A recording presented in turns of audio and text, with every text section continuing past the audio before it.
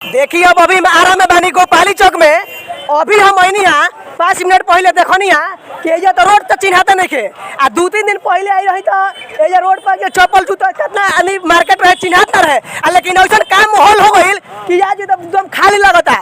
चलिए तनी कहनी चाचा 1 मिनट माने एक पहले हमरा के जवाब दे दी, पहले 5 मिनट समय दी। कहनी है कि ई माने काहे कइल जाता, पहले एकर कारण बताई। अतिक्रमण होता, जाम से पब्लिक बहुत परेशान रहे। हाँ आई सरकार से हम बहुत खुश बानी एकदम। हाँ कि जाम हटता। हाँ फूट फाट पर दुकान लगता। हाँ दुकान वाला बैठ के माखी मारता। हाँ अब फुटवा वाला रोज बेच के चल जाता। हाँ तो इस सरकार से हमनी के बहुत खुश बानी जा एकदम। माने रउआ सब खुश एकदम। योगी बाबा के बुलडोजर ऐसो चलता। हाँ। हम तो दिल से योगी बाबा के प्रणाम करतनी। बस बस बस बहुत खुश बानी हम। देखी ये जोन काम होता है के जनता से पूछल कोई नहीं आता, जनता कहता ना एकदम सही काम होता। काहे कि भाई जाम होता तो केहू के समय पर आदमी पहुंच नहीं के पाओ।